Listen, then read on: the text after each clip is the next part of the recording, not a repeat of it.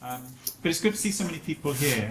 Well, I know that some of you were at our previous event in this series that took place a couple of months ago. And so if you're back for a second time, you're very welcome. But if you're here for the first time, you're equally welcome. I mean, as you know from all the blurb and the advertising and the things in the booklet, this is really just an opportunity to bring together a diverse range of people.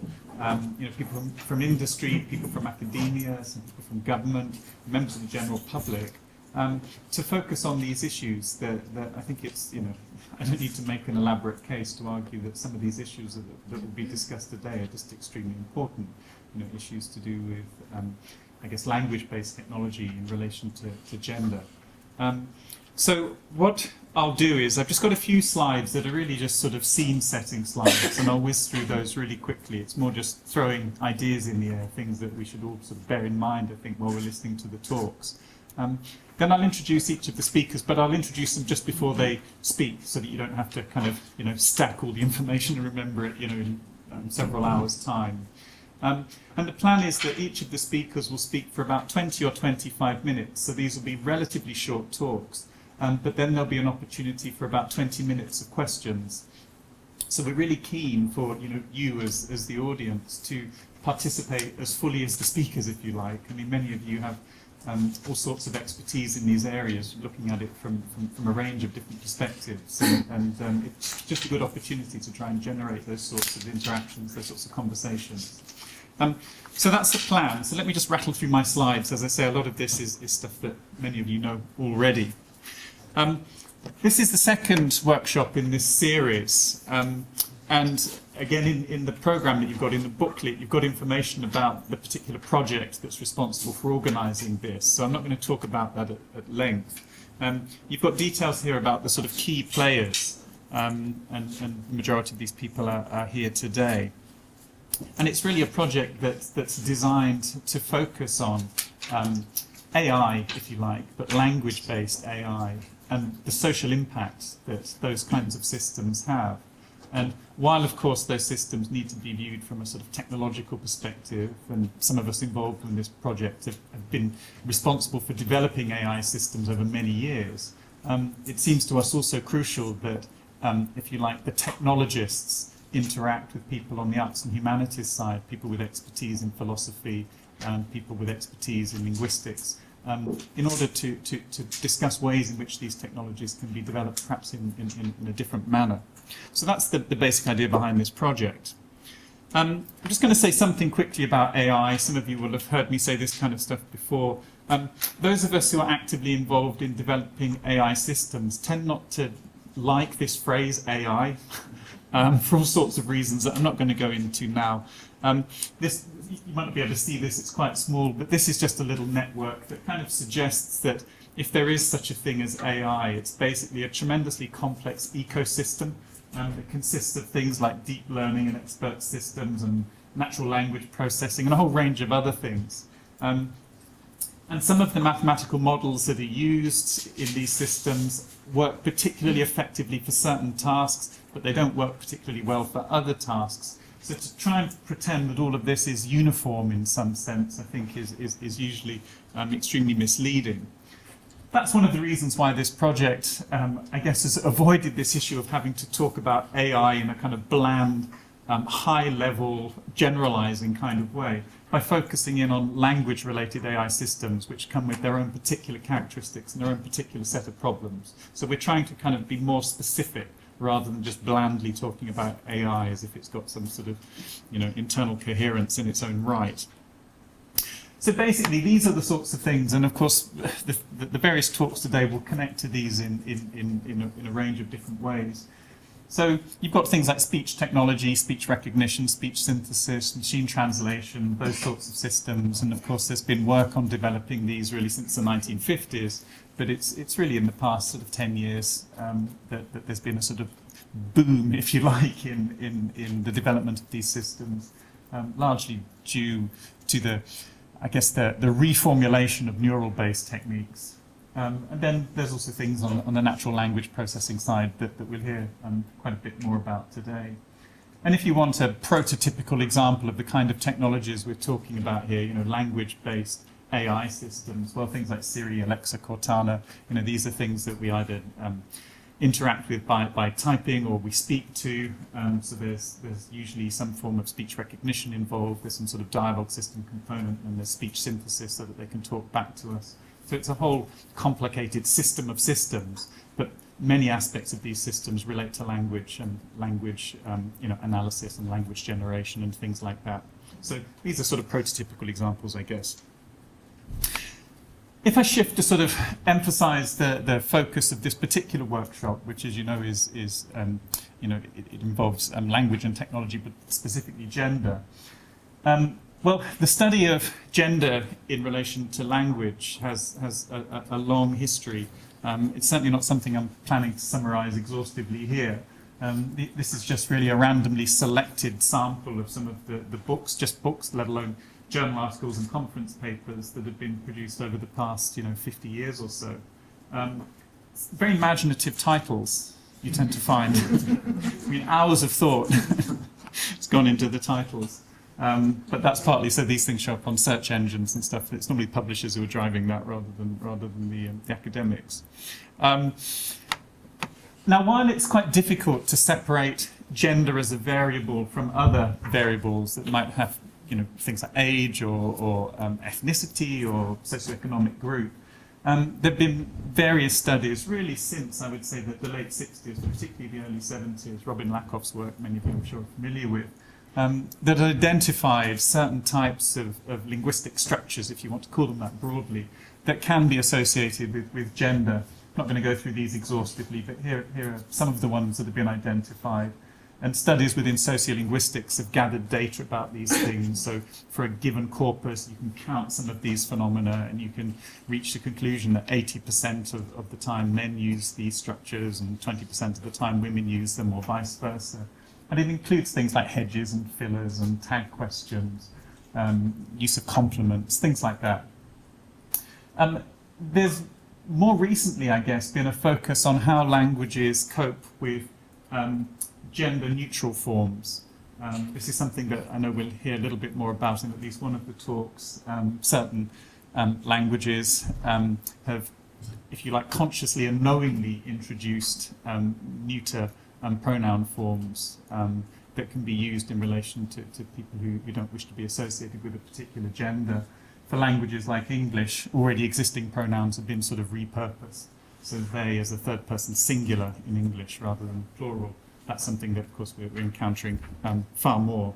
But it's just one of the ways in which language and gender sort of interact. Social media, which sort of falls under the domain of this project, because social media platforms, sometimes behind the scenes, have various types of AI systems at work.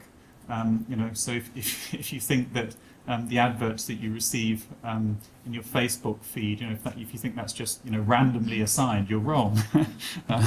It's based on your usage patterns. There are little AI systems that monitor your usage and try to sell you things that might appeal to you. So social media is sort of closely connected to AI.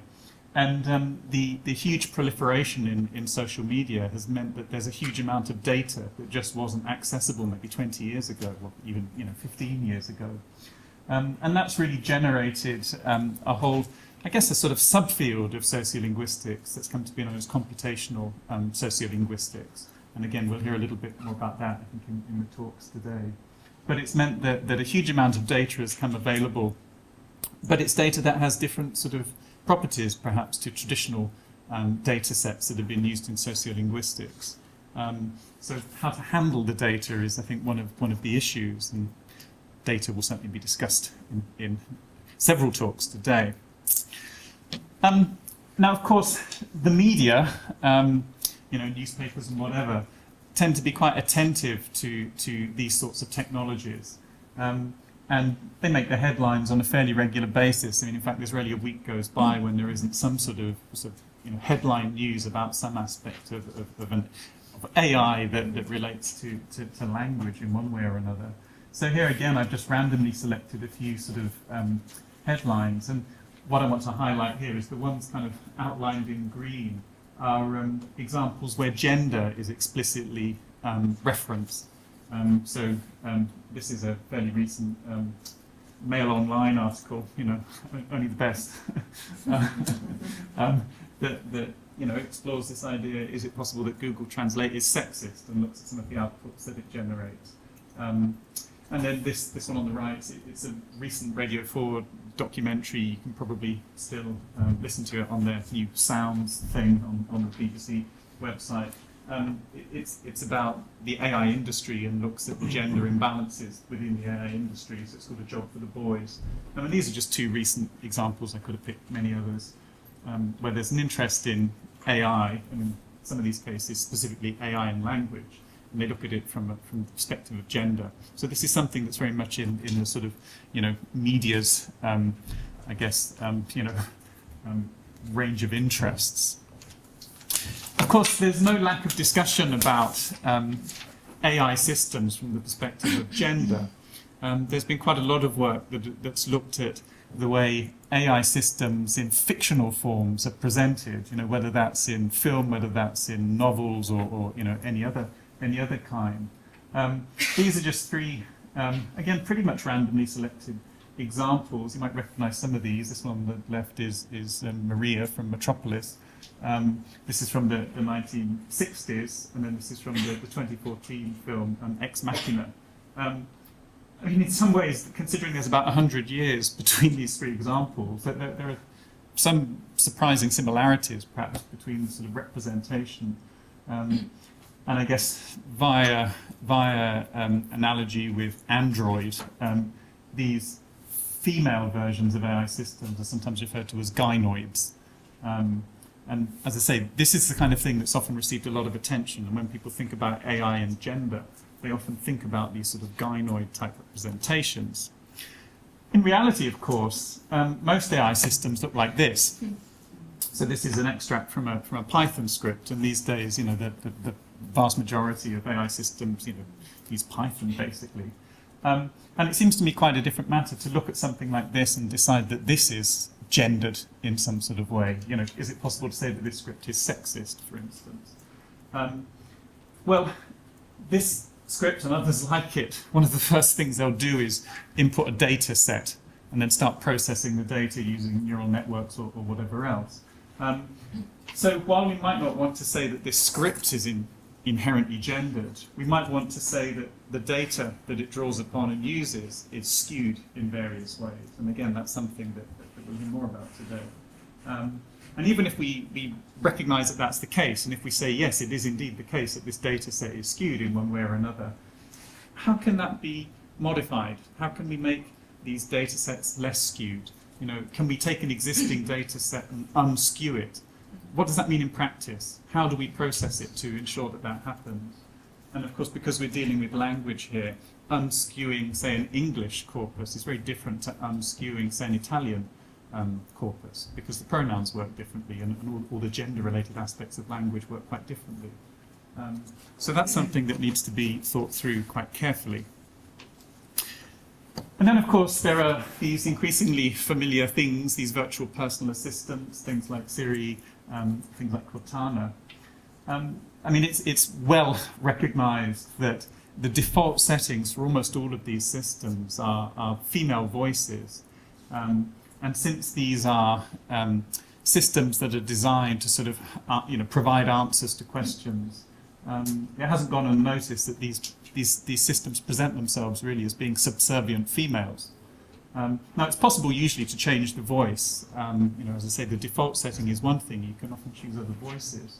But what does that mean? If Siri talks to you in a male voice, does that mean that the underlying system is somehow gender neutral and that you just sort of put on a different voice as you put on a different coat or something?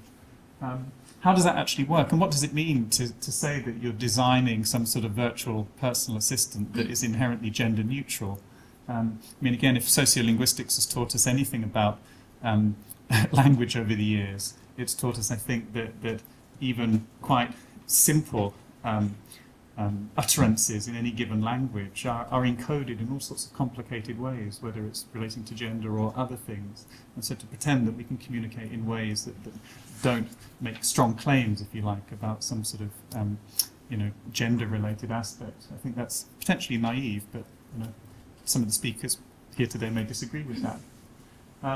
So, as I say, this is something that's increasingly receiving attention, and I think deservedly. Just finally, this might be too small for you to see, I mentioned the BBC programme recently that looked at these issues, not so much from the perspective of Python scripts and neural networks, but more in terms of who are the human beings who are developing these systems. And this is just some statistics really from the World Economics Forum from just last year. So this basically gives you the gender breakdown for people who work in the AI industry. I mean, if you can see those numbers, what you basically find is that the percentage of AI experts, the people developing these sorts of systems, it's usually about 70–80% of the workforce that's male, so about 20 or 30% of the workforce that's female. And there have recently been articles that have drawn attention to this, and the type of this one, AI is the future, but where are the women? And of course, there are many initiatives in many countries to promote and encourage the study of science-related subjects, whether it's maths, whether it's physics, whether it's computer science, amongst girls at school or women at university. But the success of those schemes isn't always quite as apparent as one might hope. And so this is, if you like, a part of the context in which these systems are being developed. And so I think it's relevant to some of the discussions that will be taking place here today. I'm almost done. There are various ways, I think, that one can address these sorts of issues, and that's what this project is trying to do. There's all the usual kind of stuff, the academic outputs, all the conference papers and journal articles that are read by very, very tiny numbers of people around the world, but it's a good way of clarifying one's thinking and getting important ideas out there. But I think just as importantly are sort of public awareness initiatives, participating in events that aren't just aimed at, say, an academic audience. I think that's absolutely crucial. This is just one event that's coming up next month. The project has recently been asked to organise a panel discussion as part of the Centre for Science and Policy's annual conference, which takes place at the Royal Society. So that will be a panel discussion that focuses broadly on technology and society, but really specifically on AI and the social impact of AI. And so that's an example, if you like, of the kind of events that can, I think, promote the discussion of these ideas more broadly. The picture in the top right, it's me and Bill Byrne and one of our colleagues, Helena Sanson, at the Hay on Wye Festival last year, where we were talking about machine translation. And I think doing things like that is really important.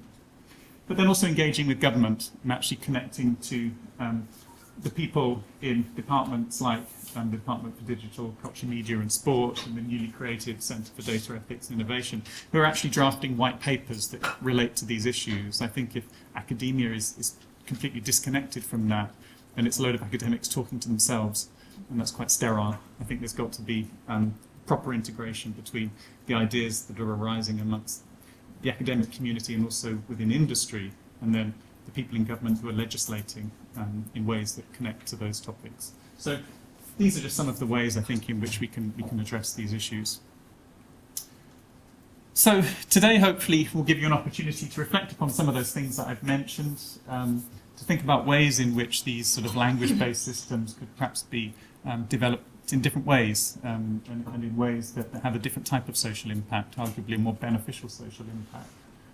So it's really an opportunity to do that. So, as I say, do please ask questions. There'll be lots of opportunity for questions, and I know some people don't like asking questions in this sort of format, but don't be shy. It's very much a kind of safe space. And there'll be opportunities over tea and over lunch and things like that. So if you'd rather just ask a question, of any of our speakers or any of us, one-to-one, there'll be opportunities for doing that too.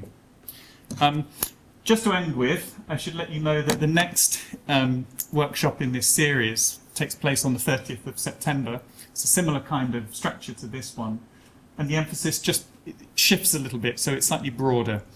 So rather than just being specifically focused on one important issue, gender, this broadens it more to society and looks at some of those things that I've already mentioned, really. So things like concerns about social media and mental health. Well, that's one way in which these language-based technologies are potentially having an impact, particularly on younger generations. That's something we need to think about, but also the economic impact and the various things mentioned here.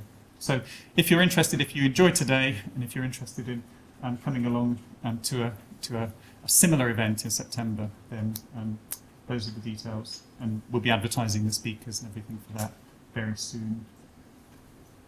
Okay, that's probably already too much from me, so I think we should shift to the programme.